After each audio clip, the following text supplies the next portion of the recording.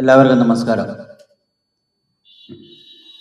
ചക്കുളത്തുകാവ് ഭഗവതി ക്ഷേത്രത്തിലെ പൊങ്കാലയുമായി ബന്ധപ്പെട്ട് കഴിഞ്ഞ പതിറ്റാണ്ടുകളായി തിരുവനന്തപുരം പ്രസ് ക്ലബ്ബും ക്ഷേത്രവുമായി വളരെ നല്ല ബന്ധത്തിലാണ് പോകുന്നത്. അതിൻ്റെ അടിസ്ഥാനത്തിൽ പൊങ്കാലയുടെ വിളംബരം അറിയിച്ചുകൊണ്ടുള്ള പത്രസമ്മേളനം ആരംഭിക്കുന്നത് തിരുവനന്തപുരം പ്രസ് ക്ലബ്ബിൽ നിന്നാണ്.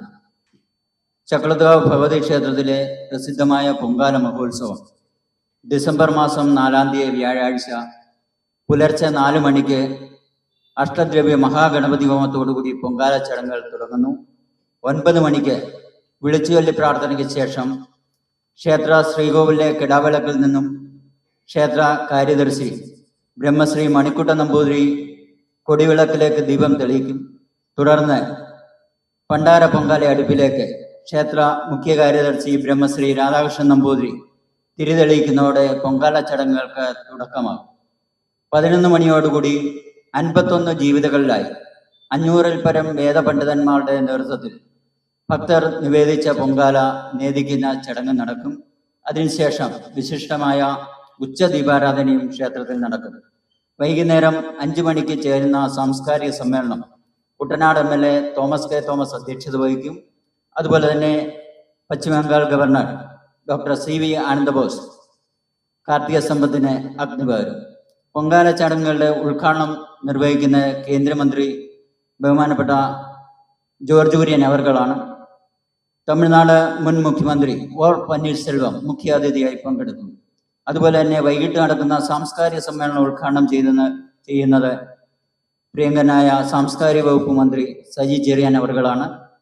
കുട്ടനാട് മാവേലിക്കര MP കൊടിക്കുന്നിൽ സുരേഷ്, പ്രാദേശിക നേതാക്കൾ എല്ലാവരും ഈ ചടങ്ങിൽ പങ്കെടുക്കും.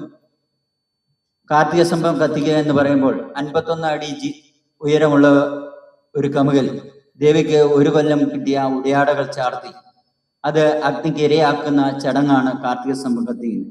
ഇതിൻ്റെ ഐതിഹ്യം എന്ന് പറയുന്ന നമ്മുടെ നാട്ടിലെ തിന്മകളെല്ലാം ഈ സ്തംഭത്തിലേക്ക് ആവാഹിച്ച് ഇതിൽ ദീപം തെളിയിക്കുന്നതോടെ നന്മയുടെ പ്രകാശം പരത്തും എന്നാണ് വിശ്വാസം. അതിൻ്റെ അടിസ്ഥാനത്തിലാണ് കാർത്തിക സ്തംഭം കത്തിക്കുന്നത്.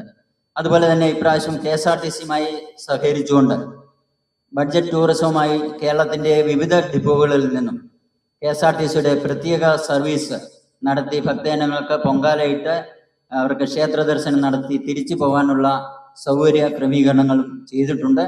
ഈ ചടങ്ങുകൾക്കെല്ലാം ക്ഷേത്ര മേൽശാന്തിമാരായ അശോകൻ നമ്പൂതിരി, രഞ്ജിത്ത് B നമ്പൂതിരി, ദുർഗാദത്തൻ നമ്പൂതിരി എന്നിവർ ഈ ചടങ്ങുകൾക്ക് നേതൃത്വം നൽകും.